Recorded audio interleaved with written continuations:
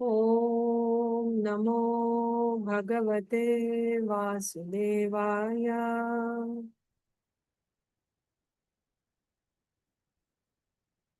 Om Namo Bhagavate Vasudevaya.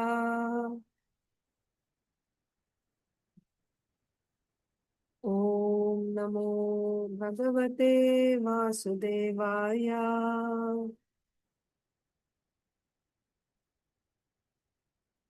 Narayanam namaskritya naram chaiva narottamam devim saraswatim vyasam tato jaya mudirayet nashtaprayeshva bhadreshu nityam bhagavata sevaya bhagavatyuttama-shloke bhaktir bhavati naishtiki. Om Ajnanatimidandhasya Jnananjana-salakaya Chakshurunmilitam Yena Tasmai Sri Gurave Namaha. Sri Chaitanya Manobhishtam Sthapitam Yena Bhutale Swayam Rupah Kada Mahyam Dadati Swapadantikam. Namo Vishnu Padaya Krishna Presthaya Bhutale Srimate Bhakti Vedanta Swaminiti Namine. Namaste Saraswate Deve Gauravani Pracharine Nirvishesha Shunyavadi Paschatya Deshatarine. Jaya Sri Krishna Chaitanya Prabhu Nityananda Sri Advait Gadadhara Srivasadi Vrinda. Hare Krishna Krishna Krishna Hare Hare Hare Rama Rama Rama Hare Hare. Grantaraj Srimad Bhagavatam ki jai, Srimad Bhagavad Gita ki jai, Srila Prabhupada ki jai, Samaveta Gaur Bhakta Vrinda ki jai. Vancha kalpatarubhyascha kripa sindhubhya cha patitanam pavanebhyo vaishnavebhyo namo namo. Ananta Koti Vaishnavi ki jai. Hare Krishna, dear devotees, I welcome you to today's Srimad Bhagavatam for All session. Today is April 28th, 2026. We are reading from Srimad Bhagavatam, Canto 10, Chapter 8. Lord Sri Krishna shows the universal form within his mouth to Mother Yaśodā. So, in the previous session, we read text 46. So, Parikshit Maharaj heard about the childhood pastimes of Krishna until now. And the last thing that he heard was how Yaśodā Mai saw Krishna only as her son. Even though Krishna is described in the Shastras as the proprietor of this whole universe, and hence the Karmakandis worship him as the supreme proprietor, offering as the Yajna Purusha to whom all Yajnas are offered so that they can get their material results. And the Jnana Yogis see him as the Brahman who is beyond the three modes of material nature, beyond Prakriti. And the Sankhya Yogis, they see Krishna as the supreme controller. The Ashtanga Yogis see him as Paramatma, and the devotees see him as their worshipable deity of the Supreme Lord. In spite of seeing and hearing all these, still, Krishna is glorified like this by all these different personalities. Still, Yaśodā Mai saw that same Hari as her own son. She didn't see him in any other way. So when Parikshit Maharaj heard this, he asked a question of Sukadeva Goswami. He said, "My dear Brahman. That means, oh, all-knowing one, Sukadeva Goswami. What activities, that means what sadhana, maybe some pious activities, maybe tapasya, whatever it is, what sadhana did Nanda Maharaj do to receive this great fortune? What is that fortune?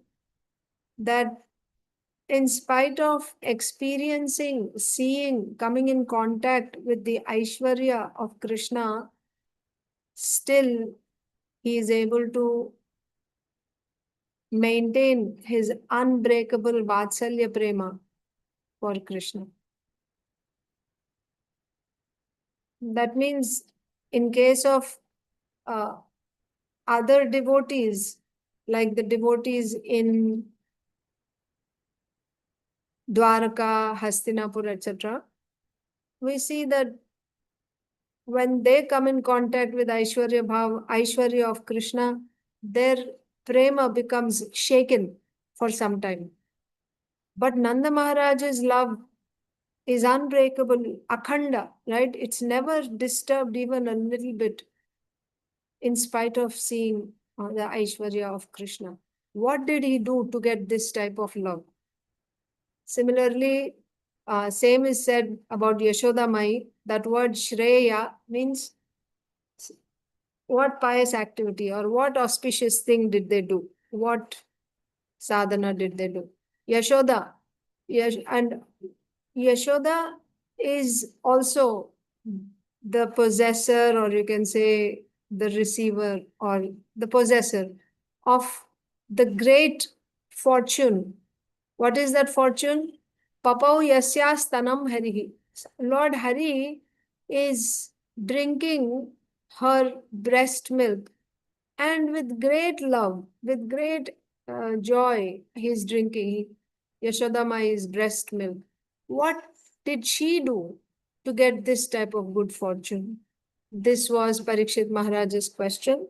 We also discussed that in reality, Yaśodā Mai and Nanda Mahārāja's position is not achieved by any kind of sadhana, because they are eternal associates of the Lord, and these pastimes are his Nitya Leela, eternally happening. So it is not that they achieved this position by doing some sadhana. In spite of that, we see statements like this, like, why is Parikshit Maharaj asking? Didn't he know that they are eternal associates? The purpose is to inspire those who are listening to this pastime, to inspire them to take to sadhana, because it is expected and it should happen actually. When one hears these pastimes, that desire should awaken in one's heart to that desire that can I also get this type of love? Can I also participate in a Leela with Kṛṣṇa like this? That desire may appear. But for us, what should we do? Those who hear this pastime, we have to do sadhana. We don't have any other option. So therefore, to inspire us to do sadhana, such questions are asked even about Nitya Siddha devotees.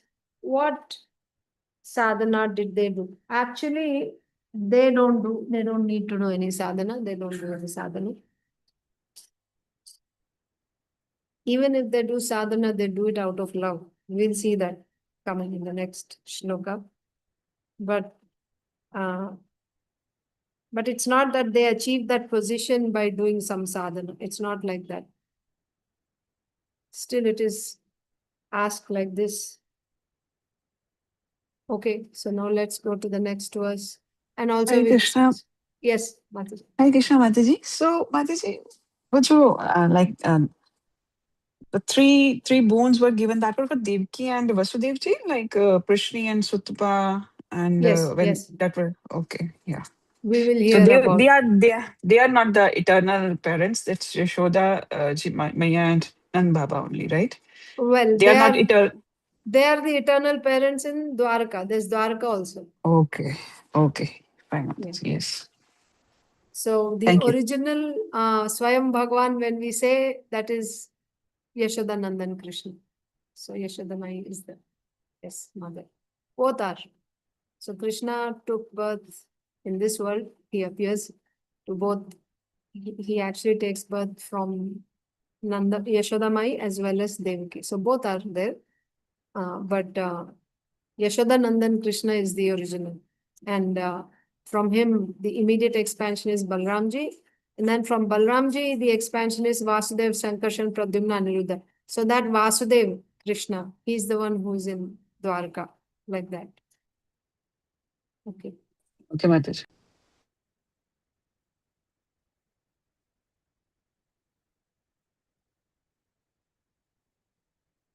So we saw text, I told you just now, text 46, but you can see it again. Sri Rajovaja, Nandah kim akarod Brahman, kya kiya Nandane, Nandah kim akarod Brahman, Shreya evam Mahodayam. Shreya means what sadhana in this way did he do? Akarod means he did. What sadhana in this way did Nanda do? O Brahmana, to get this Mahodayam. Mahaudayam means the great fortune. And similarly, the Shreya is also applied to Yaśodā Mai. Yaśodacha Mahābhāga. Mahābhāga means the possessor of great fortune. So, Yaśodacha Mahābhāga, papau yasya stanam. Yasya stanam means whose breast milk, breasts. Papau, drank, Harihi. So, Yaśodā Mai, she is so fortunate that Hari drank her breast milk. Nanda Mahārāja is so fortunate that just Mahodayam is said. So what is that Mahodayam? What is that good fortune in case of Nanda Mahārāja? In spite of coming in contact with Krishna's Aishwarya, Krishna killed so many demons, so many wonders they are seeing, but it never occurs to them that, they not for a moment do Nanda Mahārāja or Yaśodā Mai see Krishna as anything other than their son. They only see Krishna as their son. So what did they do to get this type of unflinching Vatsalya Prema for Krishna? That was the question. And then also we discussed that how Krishna's flute is telling, again, in the context of inspiring the listeners, the listeners of Bhagavad Katha, to inspire them to do sadhana. So this is also said how the flute is saying, I underwent such tapasya, so much I had to go through before I got this great fortune of drinking Krishna's adhara sudha, the nectar from Krishna's lips. The flute is drinking. So you also do. I gave up my family as soon as I was born. I was separated from my family and I went through such severe, tapasya, penance. I stood in the hot sun, I stood in the cold, and then I was cut at the root and holes were drilled in my chest with hot iron rods. And I sustained all this. And after going through all this pain, now I'm getting to drink. You people are living with your husbands and mother-in-laws. You're still concerned, what will my mother-in-law say? What will my husband say? So you want this, what I have? You also give up your families, your husbands and everything, and you go through all the suffering. That means you also go through all that tapasya and sadhana. Then you can also get. So what is this kind of hinting to? Sadhana. You should do sadhana like that. So we discussed that also in the previous session. Let's continue now. Pitarau nānvavindetāṁ kṛṣṇodārārbhakehitam gāyanty adyāpi kavayo loka-śamalāpaham. Pitarau. Pitarau means Mata Pita. Who? Means who gave birth to Krishna. That means here Pitarau means Vasudeva and Devakī. Previous verse was talking about Nanda Yaśodā. If you notice about Nanda and Yaśodā, it's not said mother and father. But for Vasudeva and Devaki, it is being said pitarau. That means Mata Pita. The reason is, Maharaj explains like this.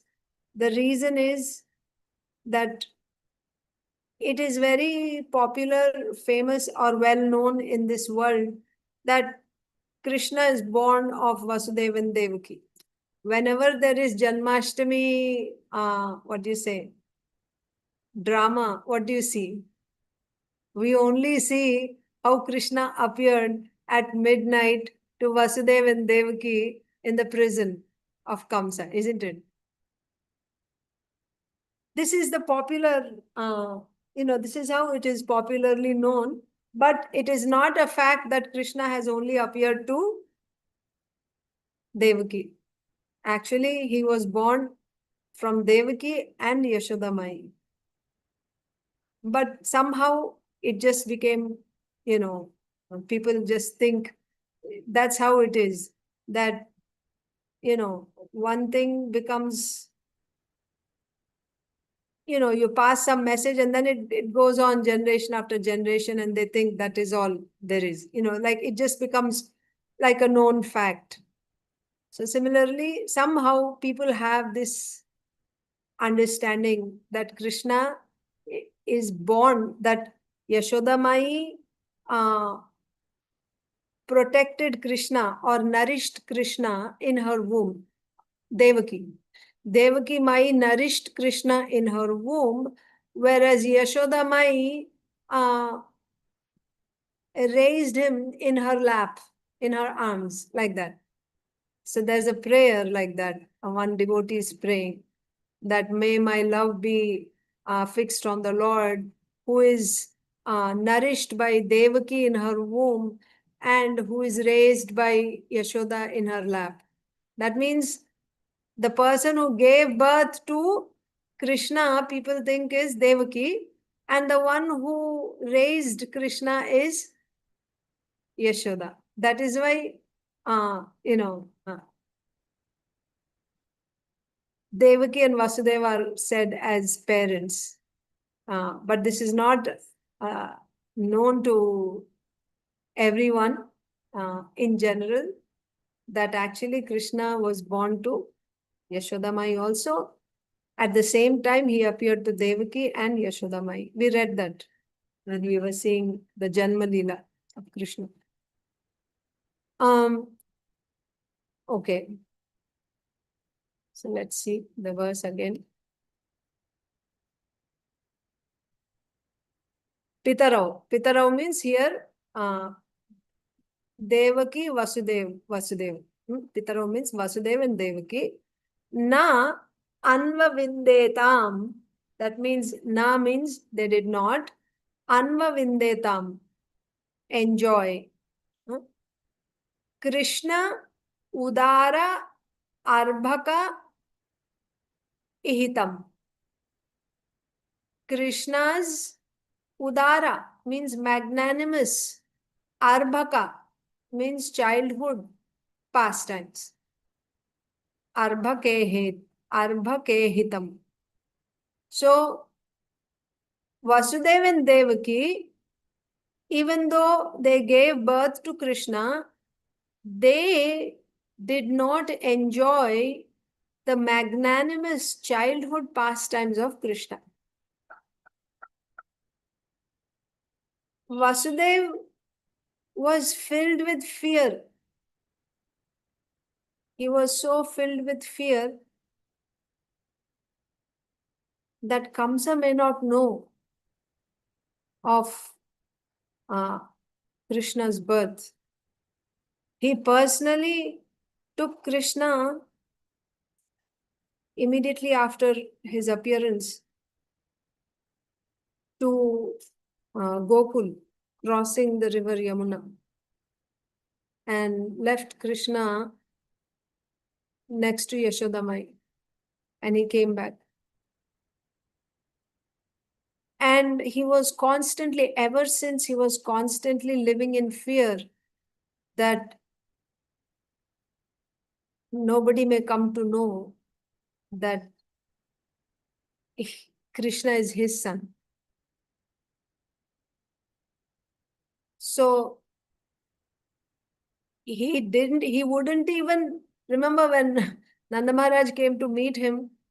He was saying that you should leave quickly. And also when he went, as a father, he was so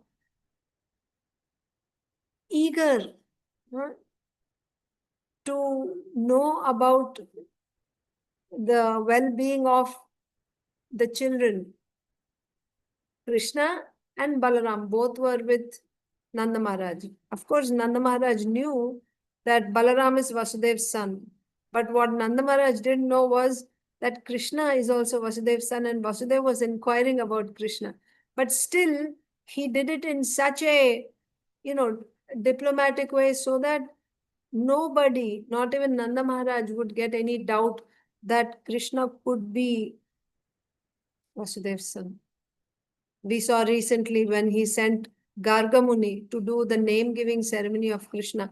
He prepared him very nicely, thoroughly, how it should be done in a very secret way. Nobody should come to know. So he was living in such fear for the protection of Kṛṣṇa, how he could witness and enjoy the childhood pastimes of Kṛṣṇa. Same with Devaki. Both Vasudeva and Devaki, they lived there in Mathura, living in constant fear for the protection of Kṛṣṇa. So after leaving Kṛṣṇa, immediately after birth, Vasudeva didn't see Kṛṣṇa until he came to Mathura when he was almost 11 years old.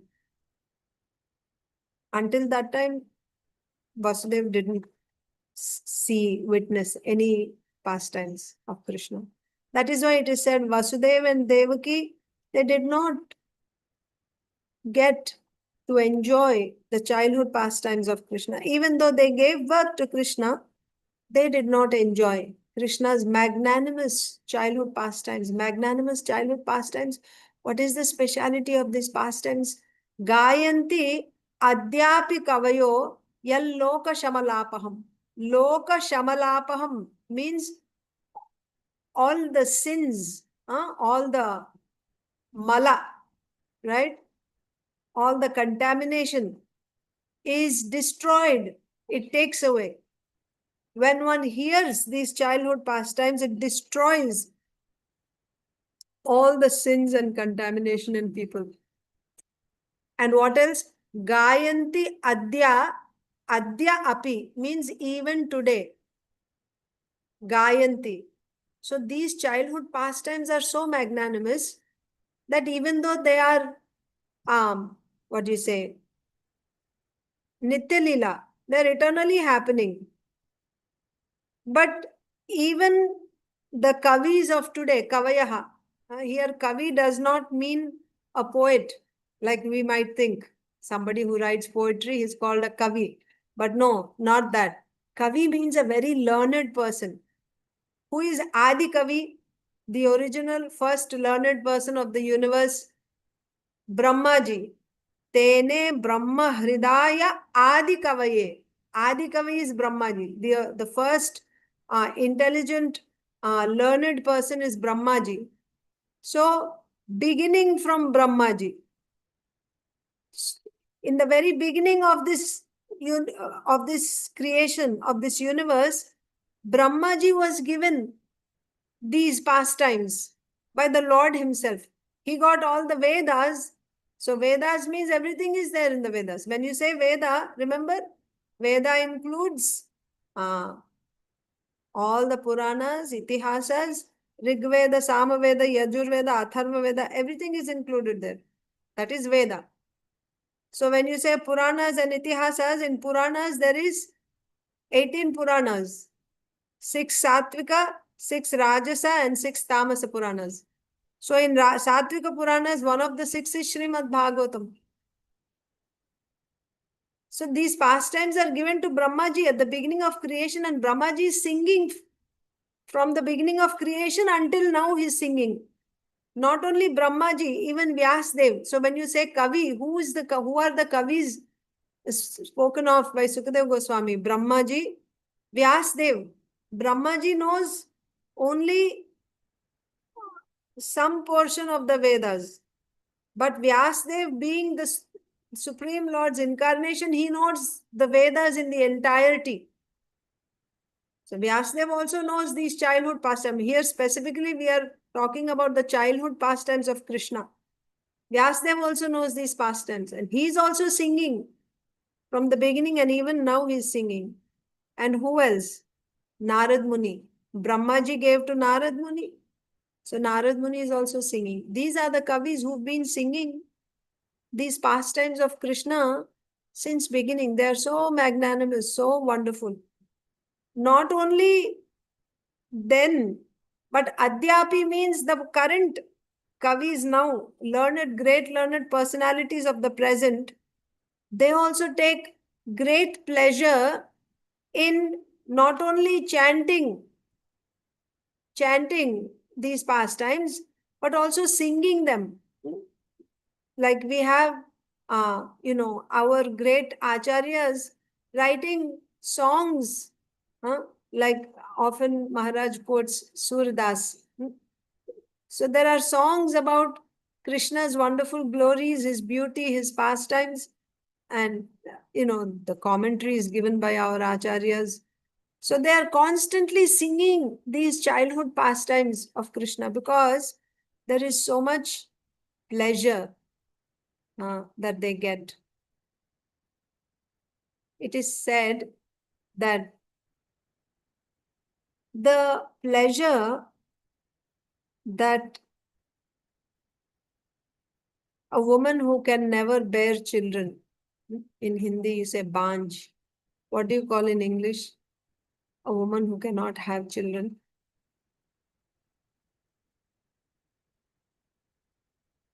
Okay, a childless woman who doesn't have a child, in spite of trying, she never gets children. One day after many, many years, if she actually becomes pregnant and she gives birth to a child, what is the happiness that she feels? Even that happiness that mother feels after giving birth to a child is nothing. It is nothing compared to the bliss experienced by singing and chanting the childhood pastimes of Kṛṣṇa, it is said. So those who are singing these pastimes of the Lord, they are doing it not because it is my duty, I have to do it, like how you go to work, right? This is my duty, I have to go, regardless of whether I feel like doing it or not. It's not like that. They do it because they are deriving so much pleasure by singing the pastimes, childhood pastimes here specifically of Kṛṣṇa. We are talking about the childhood pastimes. So such pastimes, they're so glorious. And what is the effect? When one chants these pastimes, both the person who's chanting and whoever is listening, all the sins and all the contamination from the hearts is destroyed simply by hearing and chanting these glories of the Lord, the childhood pastimes of the Lord. It just clears the heart of all contamination. So, but such pastimes Vasudeva and Devakī could not. They could not enjoy these pastimes even though they gave birth. That is said. And one more thing is that whatever pleasure that Yaśodā and Nanda Mahārāja got, so they were directly witnessing and enjoying these pastimes of Kṛṣṇa, childhood pastimes.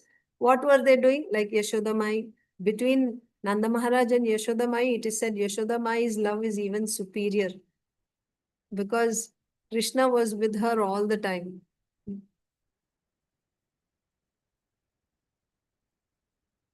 But But Yashoda Mai, how is she witnessing and enjoying these pastimes? By feeding him her breast milk, by chastising him, by protecting him, by tying him up, by putting him to bed, bathing him in so many different ways. She's getting so much bliss. Nanda Maharaj also, as a father, he's getting so much bliss. These kavis, these great learned personalities, by singing the same pastimes which were actually enjoyed by Yashoda Mai Nanda Maharaj, simply by singing about them, they are able to get the same pleasure that Yashoda Mai is getting.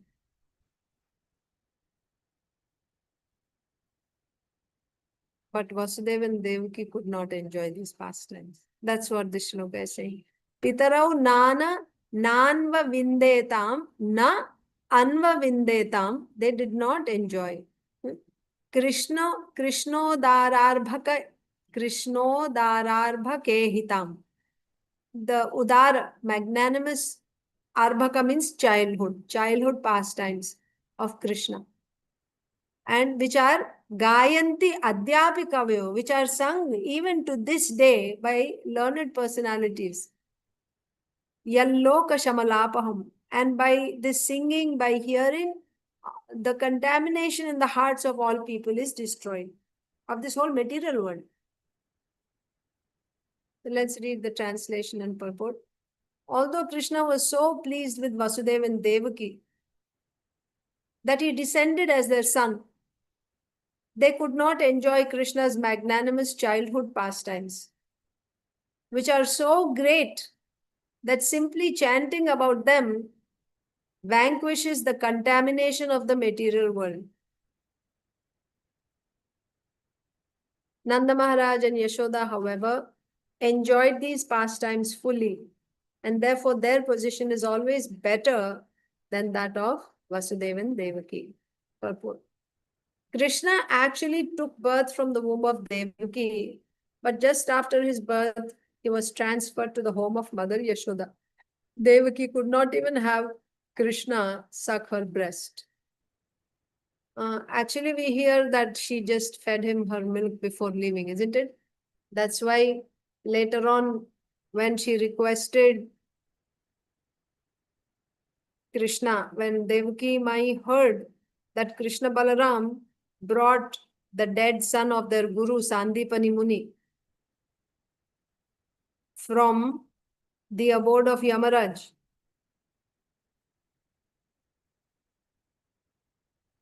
when she heard as Guru Dakshina, they returned the dead son of their guru. Now Devakī Mai one day, she also requested Kṛṣṇa that she wanted to see the 6 sons, her babies, 6 babies who were born before Kṛṣṇa and Balaram, and they were all killed by Kamsa. She had a desire to see them and to feed them her milk. So Kṛṣṇa brought them back for Devakī Mai. And they were still, in the baby forms, as small babies. So then Devakī Mai nursed them her breast milk. Because Kṛṣṇa had sucked her breast, now these 6 babies, who were none other than the 6 sons of Marichi, right?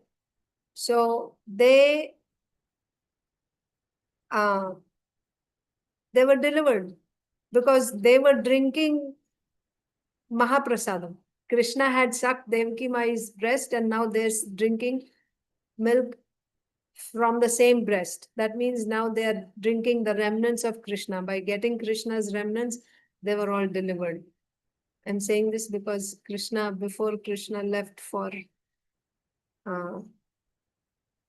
Gokul, once Devakī Mai nursed Kṛṣṇa.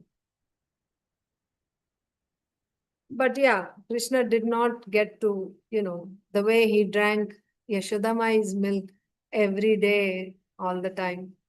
Like that, he didn't drink Devaki Mai's milk. So Devaki could not even have Krishna's suckle breast. Therefore, Parikshit Maharaj was astonished. How had Mother Yasoda and Nanda Maharaj become so fortunate that they enjoyed the complete childhood pastimes of Krishna, which are still glorified by saintly persons? What had they done in the past by which they were elevated to such an exalted position? So that's why I said these two verses are studied together. We are doing it in two sections, but actually 46 and 47 are read together. So here this verse is saying that Nanda's good fortune and Yashoda's good fortune, what did they do? What did they do to get this type of good fortune? And also connecting it here, even Vasudeva and Devaki didn't get the same opportunity as Nanda and Yashoda. Even though, that's why pitarau is said, they are the parents who gave birth to Krishna. In spite of being parents, they didn't get that opportunity. But Nanda, Yashoda, they got, what did they do that they got such great fortune like that? That's the question. And what did Nanda, Yashoda get? They got to enjoy the childhood pastimes of Krishna, which are so great, so magnanimous, that even to this day, a great learned personalities like Brahma, Vyasdev, and Narad Muni, they are singing. Not only they are singing them from the beginning, and now the today's learned personalities also are singing these childhood pastimes of Krishna, which destroy all contamination of this world. So wherever the singing of the pastimes of Krishna is going on, that atmosphere becomes purified. All contamination is removed there. So let us see Srila Vishwanath Chakravarti Thakur's commentary to this verse.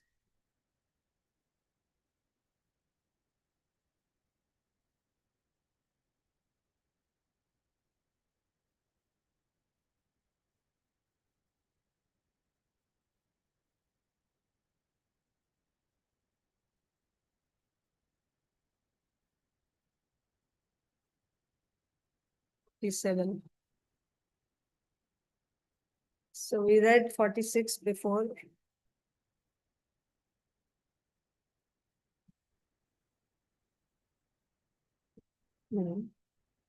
So this was said in the previous verse also. I'll just read it again.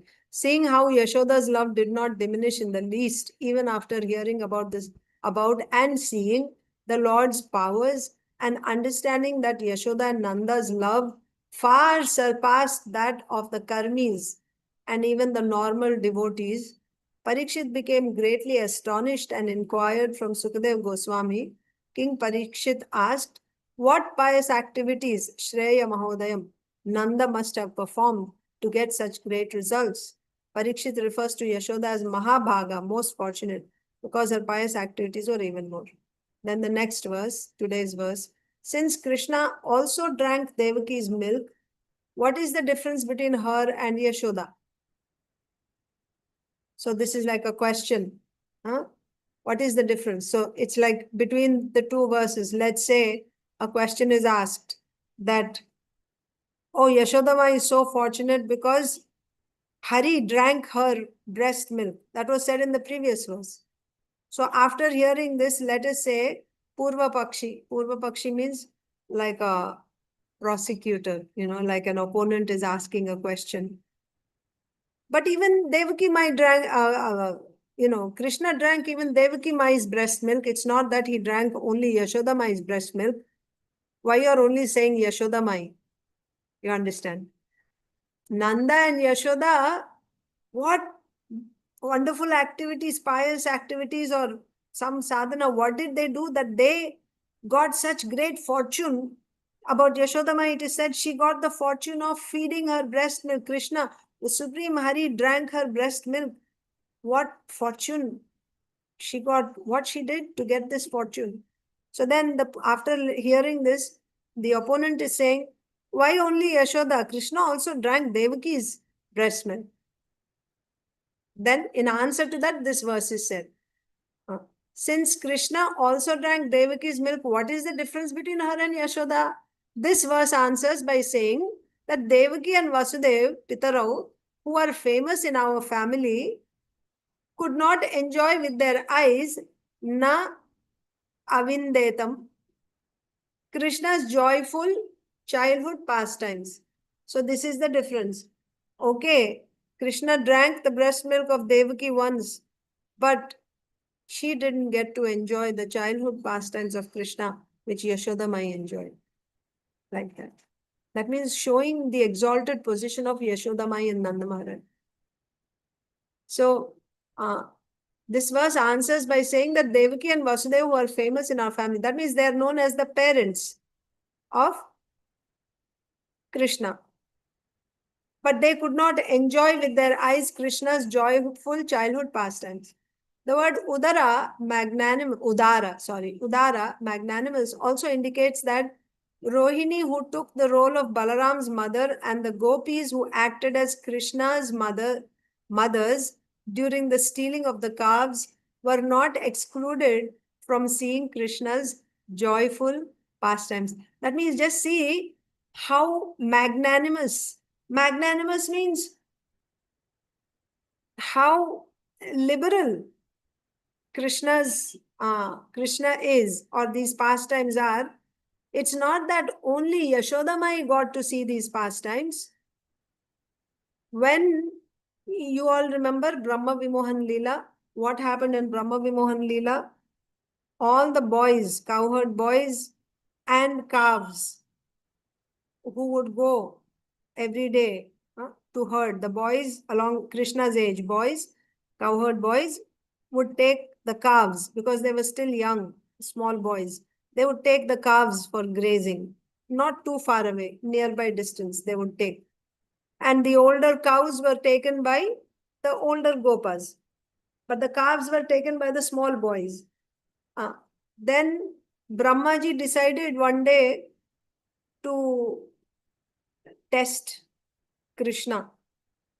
Who is this Kṛṣṇa?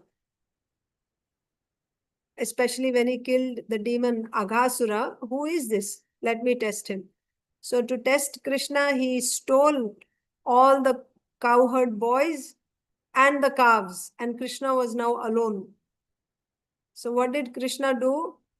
Using his Aishwarya Shakti, he personally expanded into all these boys and calves. Not only the boys, but he expanded into their, whatever, their flutes, their buffalo horn bugles, their cow herding sticks. He personally became all that.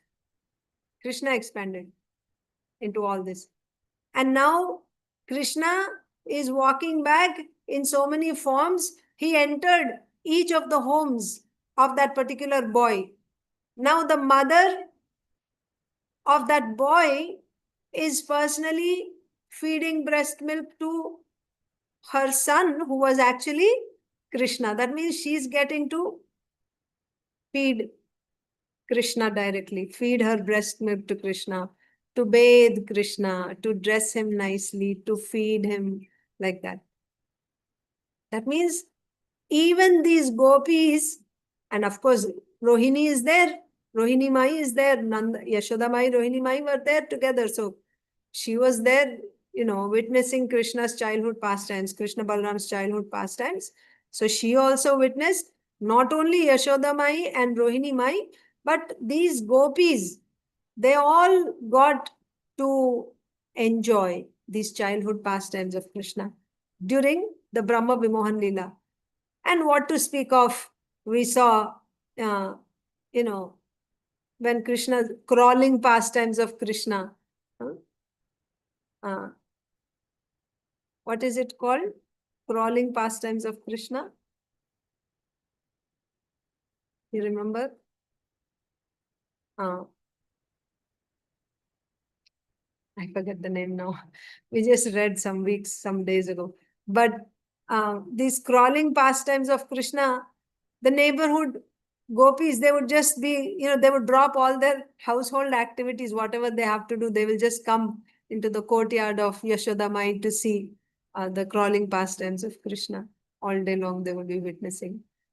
And also when Kṛṣṇa started walking, after crawling, they got up, they started walking. He's actually going into gopis' homes and stealing butter. And they got to witness wonderful childhood pastimes of Kṛṣṇa. They would make and they would be waiting for him to come and steal. And they wanted him to eat. And after that, now simply to glorify Kṛṣṇa, to relish speaking about Kṛṣṇa's wonderful pastimes, they would come and they would tell Yaśodā Mai all that he did in the tone of a complaint. But really their intention was, they knew Yaśodā Mai would get so much pleasure by hearing about the wonderful activities of her son. So they would come and they would speak in the tone of complaints. That means these childhood pastimes of Kṛṣṇa were enjoyed. That magnanimous is said. Udara, why magnanimous? That means usually the mother would be the one who's seeing all these pastimes of the child. But in the case of Kṛṣṇa's childhood pastimes, not only his mother, not only Yaśodā Mai and Rohini Mai, but the other gopis, they also got to relish these pastimes, especially in the Brahma Vimohan Lila. For 1 full year, each of these gopis was actually taking care of Kṛṣṇa. Okay. So, how is Yaśodā Mai better as superior than Devaki? Because Kṛṣṇa drank Devaki Mai's milk also, yes, but Kṛṣṇa's childhood pastimes are not enjoyed by Devaki Mai. They're enjoyed by Yaśodā Mai. And after that, these childhood pastimes are called Udara, very magnanimous. Why? Because not only Yaśodā, even the other gopis of Raja, they got to enjoy. They're so magnanimous, so liberal. And Rohini experienced. But Devaki Mai didn't get a chance. She didn't enjoy.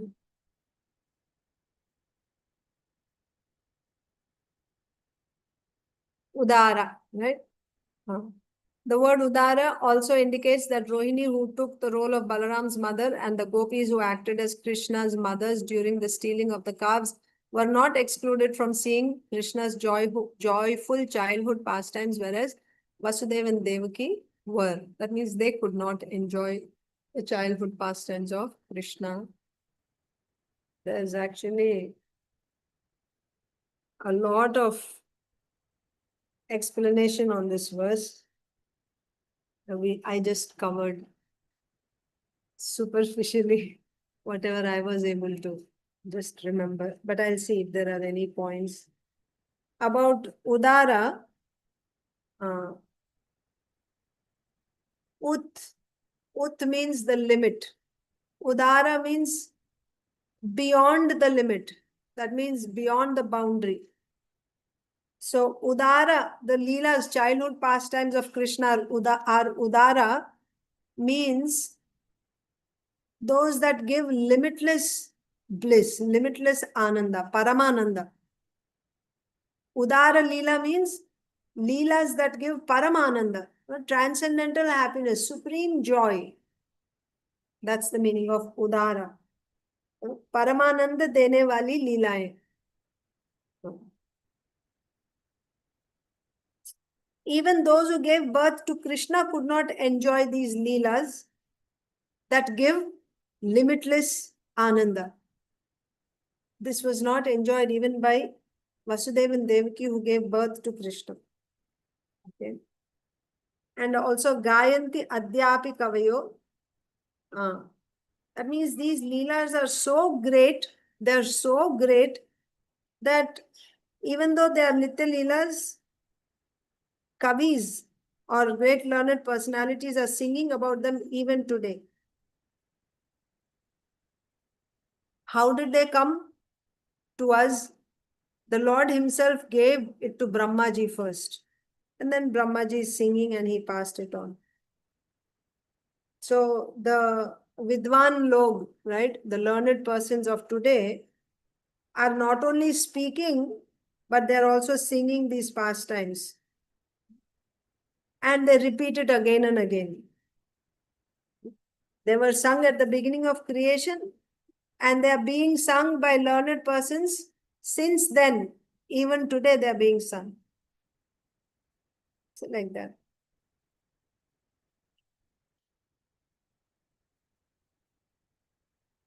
one more point. The pleasure that one derives by singing the pastimes, can you get the same pleasure by other sadhanas? No. That pleasure cannot be derived by doing japa and tapa, etc. Like this Surdas ji says. The pleasure that you derive by singing the childhood pastimes of Kṛṣṇa, that cannot be derived by doing japa or tapa. I mean, japa in the sense of jnana sadhanas. I'm taking it like that. Or taking bath in 10 million holy places. You won't get the same pleasure.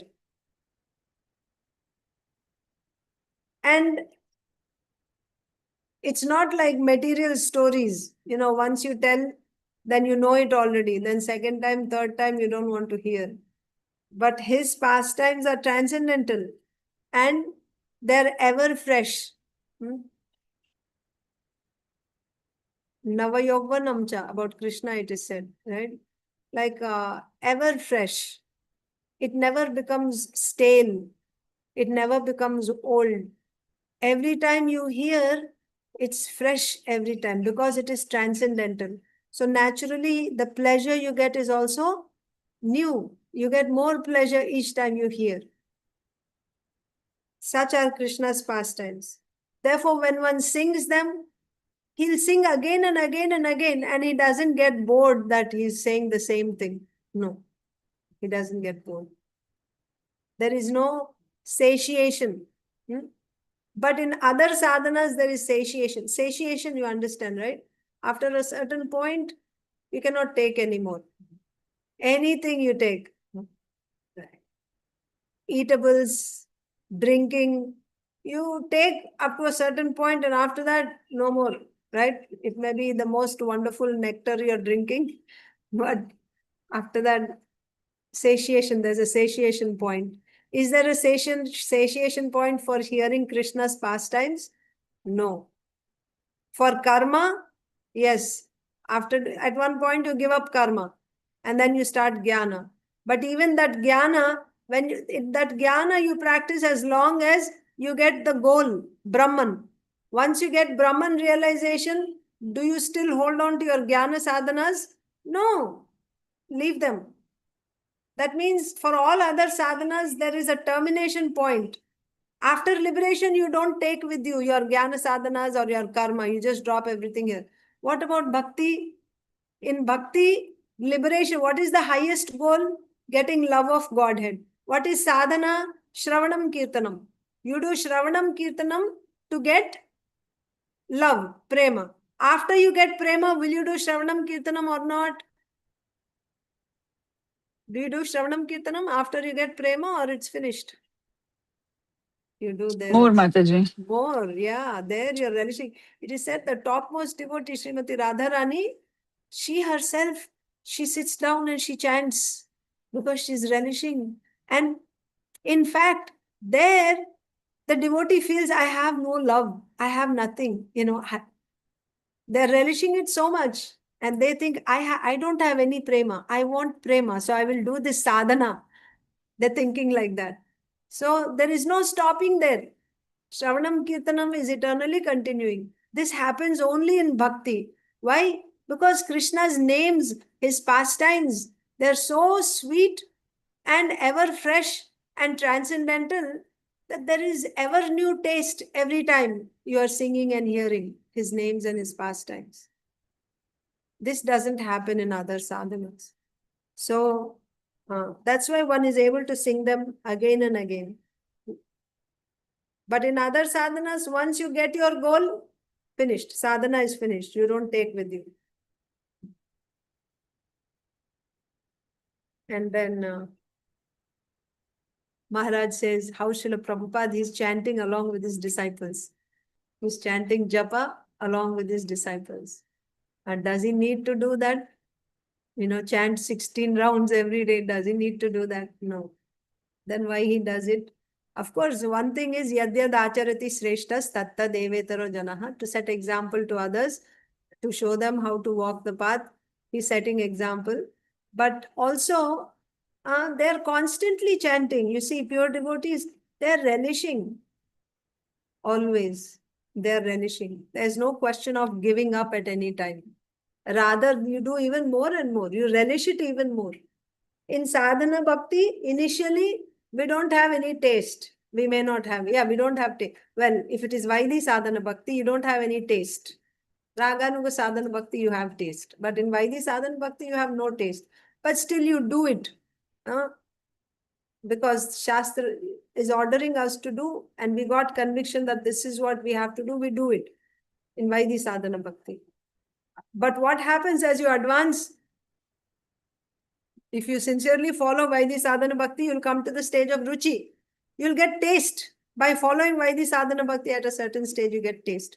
Then you will do bhakti, not because it is ordered in Shastra, but you do it out of taste. So Shravanam Kirtanam is continuing eternally.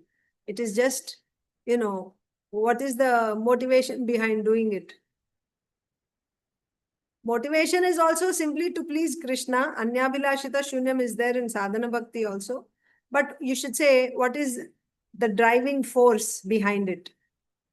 The driving force in Vaidhi Sadhana Bhakti initially is Shraddha, Dhrida Shraddha. Whereas in Raganuga Sadhana Bhakti, the driving force is taste, ruchi. But if you follow Vaidhi Sadhana Bhakti, at one stage you'll get that ruchi. By following Vaidhi Sadhana Bhakti also, at one stage you'll get that ruchi. I'm trying to show you the difference. Shravanam Kirtanam is continuing in the initial stages, middle stages, final stages after liberation. Shravanam Kirtanam is going on. What is different is how much you are relishing it. The taste that you're getting, that keeps increasing as you go higher and higher. In another place it is said, in the second canto, second chapter, Sukadev Goswami is telling Parikshit Maharaj that in sadhana bhakti, one is hearing. Shravanam means you are hearing with your ears. You are hearing the Lord's glories. But when you come to bhava bhakti, you are not hearing. Shravanam means you are drinking. What does it mean, drinking? Drinking with your ears means you are actually tasting, you are relishing the taste.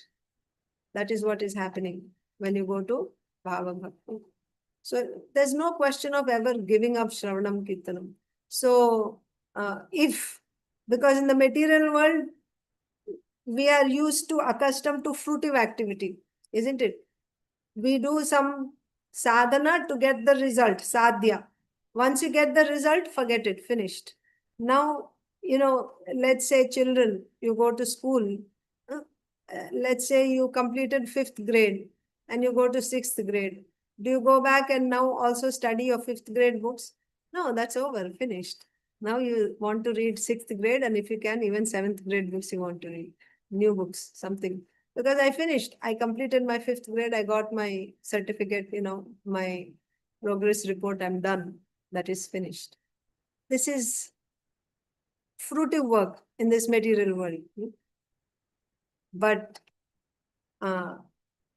it's not like that in pure devotional service. It's not fruitive work. There, whatever we do, it is done simply to please the Lord. And also, you want to please the Lord not because you want something in return. If I please the Lord, then I will get this and that.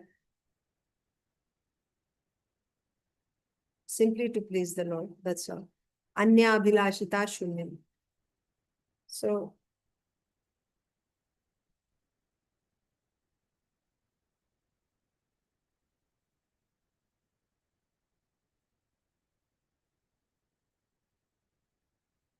one more thing Maharaj says is, in this material world, we all know this material world is temporary. At least theoretically, we understand this family. Why family is said again and again is because this is the hard knot in the heart.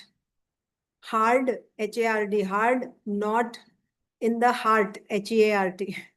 This is said in the 5th canto. It's very difficult to untie this knot and to break this knot. It is very, very difficult.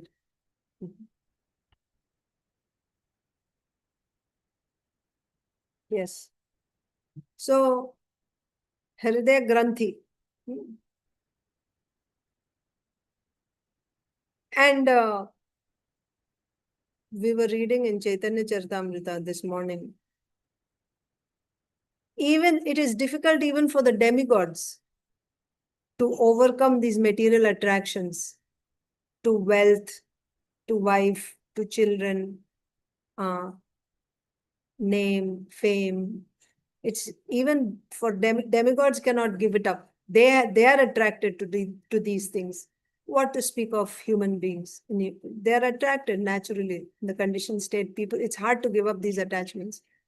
But Bharat Maharaj, who is a pure devotee, who is Bharat Maharaj? The son of Rishabdev. So Bharat Maharaj,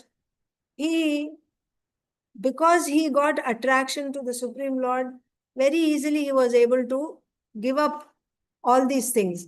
He was a young man, but he was able to give up his wife, his kingdom, his subjects. That means his position, wealth, family attachment, everything he was able to give up. What to speak of these things? He even didn't care for liberation. He gave up even liberation. That means he was in such an exalted position in bhakti. Then what to speak of these attachments? That means that which is very difficult to give up in this material world, for a pure devotee, it is not at all difficult, and very easily they give up. Very easily they give up. So Maharaj's point is, how can one give up the taste that one gets in bhakti? Prema is said Sandrananda Visheshatma. This Ananda is condensed. Sandrananda means condensed. Like you have milk and you have condensed milk. Condensed milk. How sweet that is. How delicious. Milk is delicious, but condensed milk is even more rabdi. So like that, Prema, Krishna Prema is condensed sweetness. Sandrananda Visheshatma. And Sri Krishna Akarshani, it attracts Krishna. How can one give up this pleasure of bhakti? And Maharaj is comparing it to our pleasures in this world. In spite of knowing that this world is temporary, these bodies are temporary, still nobody ever willingly gives up this family. Whether we fight or whatever, we just stay together, isn't it? Even we become old and everything, but we just remain there together. My family, my house, my children, this goes on and on. So this something which is so insignificant, why we stay? Because there is some pleasure. There is some pleasure. You cannot deny that. Yes, of course, this is nikrishta, right? Insignificant pleasure. But nevertheless, it is some pleasure coming from the material modes. Even this pleasure we are not able to give up. Somehow or other, we just stay there and we go on and on and on, tolerating whatever, pains and difficulties. But we go on. That means we are not able to give up even such a small pleasure. How can the living entity ever give up the pleasure of bhakti, which is so sweet? If we are not able to give up such insignificant pleasure, how can the living entity give up the pleasure of bhakti? That is why even after liberation, he won't give it up. He will hold on to that. That in that sense, Maharaj was saying that if one never gets satiated, the point is, it's enough, too much. I had enough of this family life and I took enough pleasure from this family life. Now I will give up. Do they leave like that out of satiation? No, no. Maybe out of dharma, that, oh, now it is time, I must give up this time of death is coming and I have to take vanaprastha ashram. And with that knowledge, one may give up. Not that out of satiation. I am satisfied now. I had enough and I'm completely satisfied. Now I'm going to leave. Do you find anyone living family life like that? Being satiated, tript ho jana, right? Completely, itna ho gaya, I'm completely satiated now. Aur nahi chahiye. I don't want anymore. I'm full. I'm satisfied. Anyone lives family life like that? Nobody lives like that. If there is no satiation for material family life, how there can be satiation for bhakti? That's the point. So that's about this verse. If there is any more points, I can cover tomorrow. And in the next verse, we will be seeing about who, because now the topic is about Nanda Mahārāja and Yaśodā, what they did. So now we will go into, Sukadeva Goswami will explain about who they were in their previous life. We will see that in tomorrow's class. Let's read Bhagavad Gita now.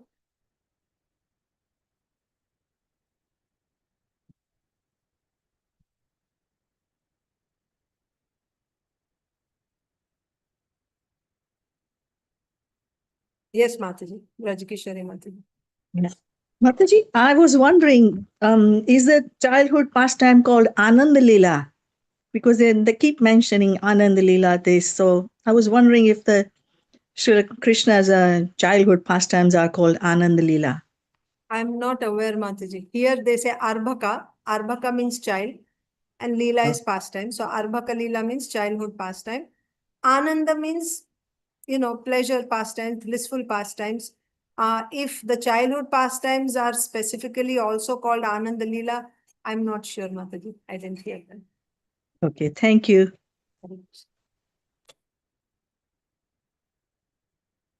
Bhagavad Gita, chapter 14, the three modes of material nature, text 9.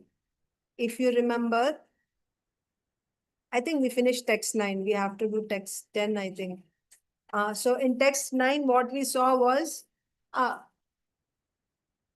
previous 3 verses explained about what are the characteristics of one who is under the influence of sattva guna. What are the symptoms of one who is under the influence of rajoguna? And what are the symptoms of one who is under the influence of tamoguna? So now this is kind of summarizing all 3 together and telling us what happens, how sattva guna is conditioning a living entity. Sattvaṁ sukhe sanjayati, rajaḥ karmani bhārata, jnanam avritya tu tamaḥ, pramade sanjayatyuta. Sattvaṁ sukhe sanjayati. How is sattva guna tying or binding or conditioning the living entity? It is conditioning the living entity to sukha or happiness. That means when you are in the mode of goodness, you experience happiness, material happiness. When you are when you are exposed to the mode of goodness, that means your senses are exposed to an environment which is made of the mode of goodness. Your senses are coming in contact with the sense objects that are in the mode of goodness.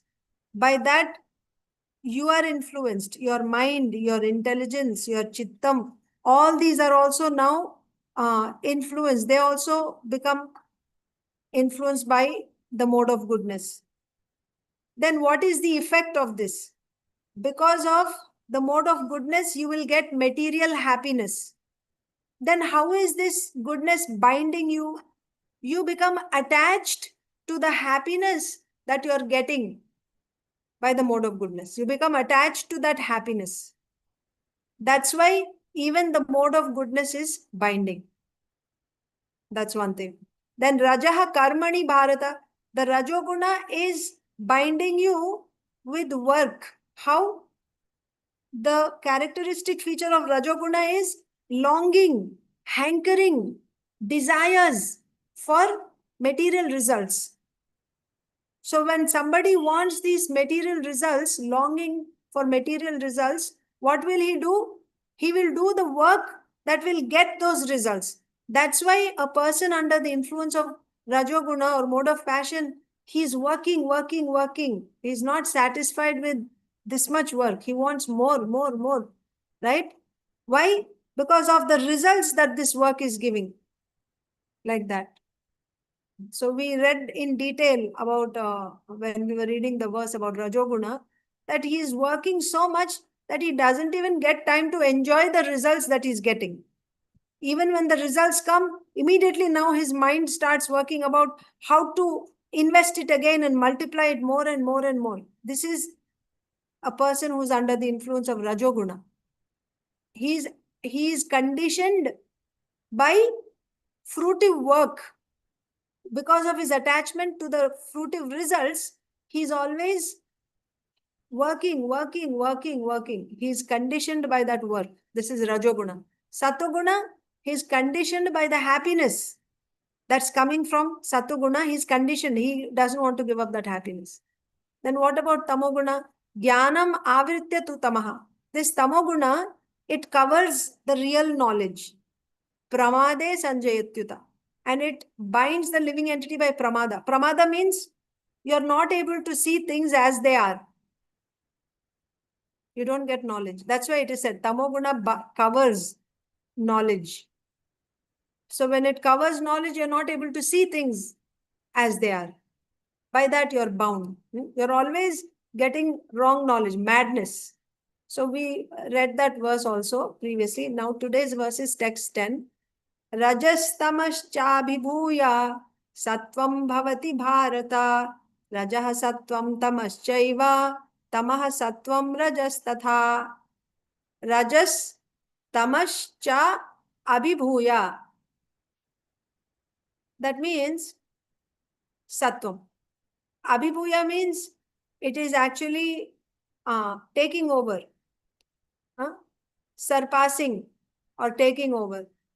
So this sattvaṁ, sattva-guna, is overtaking.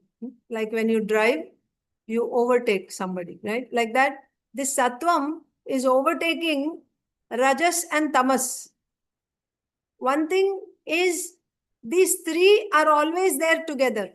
You cannot separate them. They are like brothers. They'll always stay together. And also like brothers, they're always fighting with each other. Both are there. That means fighting means they're competing with each other, trying to get the upper hand. But they won't be separated. They will always stay together. So sometimes sattva-guna becomes, wins and suppresses rajoguna, tamoguna. Suppresses means sattva becomes prominent. Rajo, tamogunas will be less, insignificant. But will it always be like that? No. Constantly, because there is tug of war, there's constantly competition between the three. One of them becomes victorious. But that won't stay for long. Again, they're competing. Then somebody pulls that one down and another one becomes. That is why you go through these mood swings. Sometimes you feel like you're very happy and at other times you're disturbed and sometimes you feel lazy and sleepy because these modes are taking over. So rajas tamas cābhibhūya sattvaṁ. That means sattvaṁ is overtaking raja and tamas gunas, tamaḥ gunas, bhavati bharata. So this sattvaṁ is overtaking these two. And at other times, rajaḥ, the mode of passion, sattvaṁ tamascha eva. That means this rajoguna is taking over sattva-guna and tamoguna. And at other times, tamaḥ sattvaṁ rajas tathā. This tamoguna is taking over sattva and rajogunas. You understand? That means the three of them are in competition and they're always together.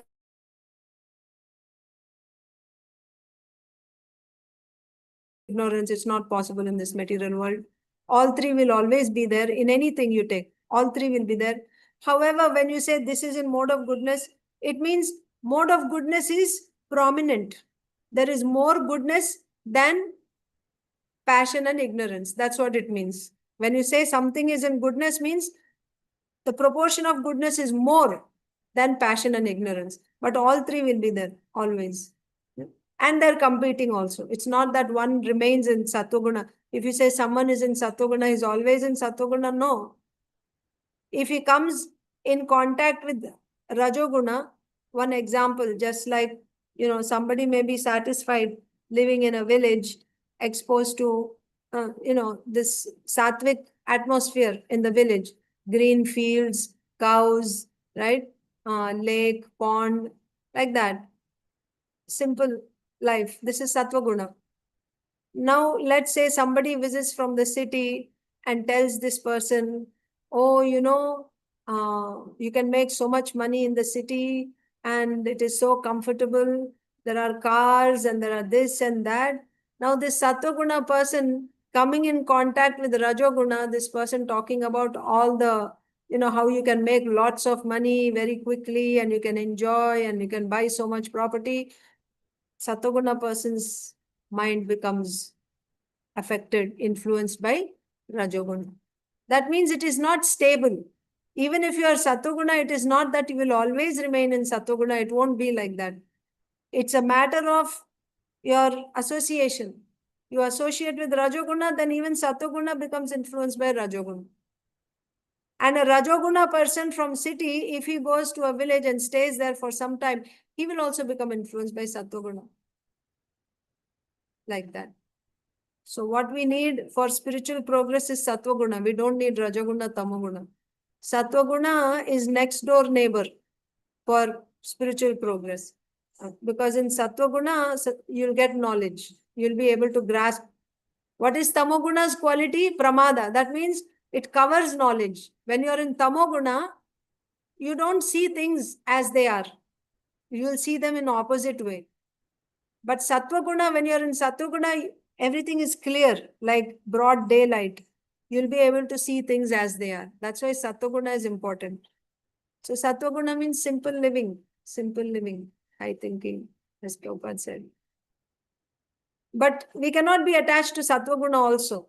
We have to come out of that. That's the point. Because sattva guna will not stay. There's always competition. So safe place is to transcend all three. How can you transcend all three? Like this, hearing Bhagavatam, chanting Krishna's names, Krishna's glories, hearing Krishna's pastimes, his instructions in Bhagavad Gita, and building your faith in bhakti, in Krishna, like that. By doing direct devotional activities as much as possible, then you will transcend all three modes. Rajoguna, Tamoguna, Sattoguna, all three you can transcend. Sometimes the mode of goodness becomes prominent, defeating the modes of passion and ignorance. O son of Bharata, sometimes the mode of passion defeats goodness and ignorance. And at other times, ignorance defeats goodness and passion. In this way, there is always competition for supremacy. Between these three modes, there is competition for supremacy. Purport. When the mode of passion is prominent, the modes of goodness and ignorance are defeated. When the mode of goodness is prominent, passion and ignorance are defeated. And when the mode of ignorance is prominent, passion and goodness are defeated. This competition is always going on. Therefore, one who is actually intent on advancing in Krishna consciousness has to transcend these three modes. You cannot stay in any one. You cannot say, oh, I'm in passion. Passion is better than ignorance, so I'm better off. No, nobody is better off. You have to transcend all three. The prominence of some certain mode of nature is manifested in one's dealings, in his activities, in eating, etc. How do you know whether you are in the mode of goodness, passion, or ignorance? Or how do you know another person, when you see a person, whether that person is in goodness, passion, or ignorance? The prominence of a particular mode of nature is manifested in one's dealings. Your dealings. Dealings means your actions, your behavior, in your activities, in your eating, what type of food you are eating, in your just practices, daily practices, your sleeping, what type of entertainment do you prefer? All these things will show. Are you fond of sleeping as soon as you get an opportunity? It does not matter whether day, night, evening, anytime. As soon as you get an opportunity, you think sleeping is enjoyment. That means it's tamoguna. like that. So this, which the prominence of some certain mode of nature is manifested in one's dealings, in his activities, in eating, etc. All this will be explained in later chapters. But if one wants, he can develop by practice the mode of goodness. So how do you increase the mode of goodness? So whatever these, like foods, your surroundings, your environment, your association, your practices, you can train yourself to come to the mode of goodness. You can surround yourself with the mode of goodness. All this will be explained in later chapters, but if one wants, he can develop by practice the mode of goodness. And thus, so by practice, you can develop mode of goodness and thus defeat the modes of passion and ignorance. One can simply, but you see, just like if you want to start a fire, in fire sacrifice, with, there are some ways how you can actually, support that fire so it will build nicely. And you pour ghee in it. Now, simultaneously, if you're pouring water on one side, can you expect the fire to grow? No. Like that, you are trying to practice mode of goodness, but then you are exposed to modes of passion and ignorance. That means from all sides, you have to be in the mode of goodness. So it is not just one-sided. Yes, when you rise in the morning, Srila Prabhupada says that, rising early in the morning, that brings you to the mode of goodness. In the morning, yes. But then after rising in the morning, then we go and deal with modes of passion and ignorance. That means you're dealing with people who are in the modes of passion and ignorance. And what to speak of if you're working under, like they are your boss who are dictating to you what you should do, and all that. That means you're exposed to the modes of passion and ignorance. It's like an elephant bath. You take bath in the morning. You take bath in the morning, and then you go and put sand on your body. What is the meaning of that bath? Again, you go back and take bath, and again you go and put dirt on yourself. So, first point is we should understand the importance of the mode of goodness for progressing in spiritual life. This is first and most important point. We should understand thoroughly from scripture, step 1. And immediately we are not able to change our current position. Okay, that's also understandable. So after you hear, you accept the importance of mode of goodness from Bhagavad Gita. You accept that it is essential to be in the mode of goodness to make spiritual progress. And then, even though immediately I'm not able to drop everything and just make the move immediately, that's not happening. But you should have that in your mind that I must travel gradually towards the mode of goodness. My plan should not be to just remain here in the mode of passion and ignorance and imagine that while being here, I'm still going back to Godhead in this lifetime. It's not like that. We have to be realistic and we have to be wise and start making, make a plan down the line to, to change this. But not that stubbornly we think that, no, we'll just continue the way everything is. And Krishna consciousness is transcendental. So it does not matter wherever we are, whatever we do, however we earn our money, and still we are making progress and we are all pure devotees. We are going back to Godhead.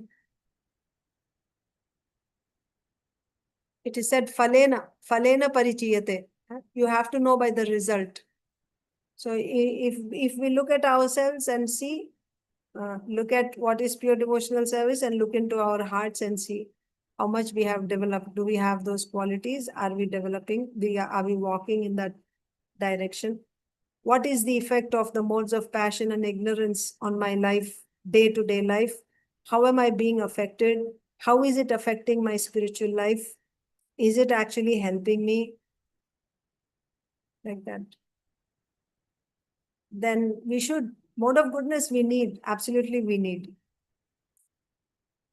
So that's why Daiva Varnashrama community means where devotees are living together with simple living lifestyle, mainly not depending on non-devotees. A self-sufficient community. In every way, even for our protection, we have our kshatriyas for our protection, for our defense. We have our own education system, which is based on scripture, our shastras. We don't have to learn all unwanted material. No need. We will learn dharma shastras, how to rule, how to, maintain a community. Our medical system, Ayurveda, our education system. And we have everything. We have everything. Just we need faith. We need faith in that, and we need the courage to actually, move in that direction, start and move in that direction. This is the only way. Whether we do it in our generation or maybe down the line, next generation or several generations after that, that's the only way. Only when one comes to this, when Daiva Varnashrama communities are formed, that's when you will see the blossoming of the golden era of Sri Chaitanya Mahaprabhu. It won't happen with the present situation. It is not happening because the world, the atmosphere is in the modes of passion and ignorance. You open your phone, you open your laptop, you open any magazine, all you see is modes of passion and ignorance. And here in Bhagavad Gita, we are seeing passion and ignorance. Ignorance means it is covering knowledge.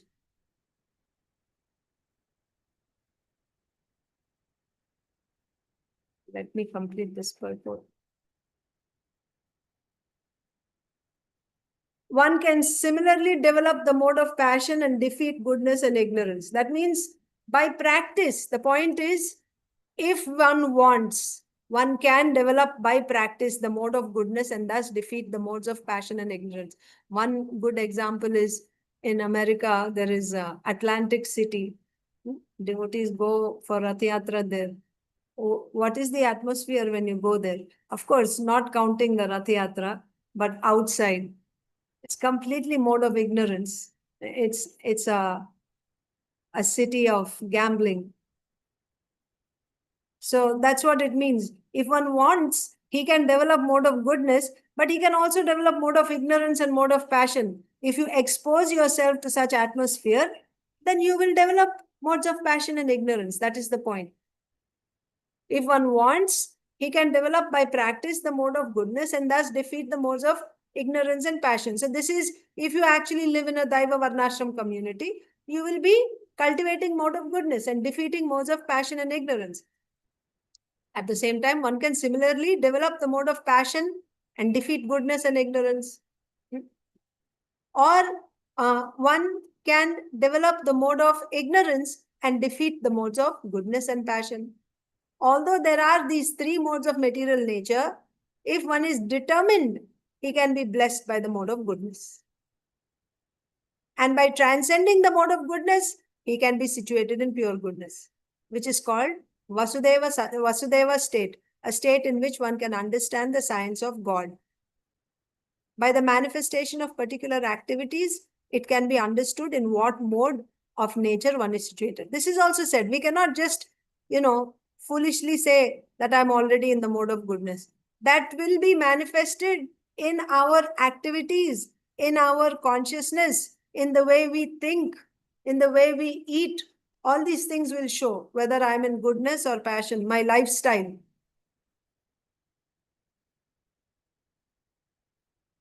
We are not supposed to come to goodness and stay in goodness. First, you have to come to goodness, right? And how? If you are determined, you can be blessed by the mode of goodness. And then after that, you have to transcend the mode of goodness and come to pure goodness.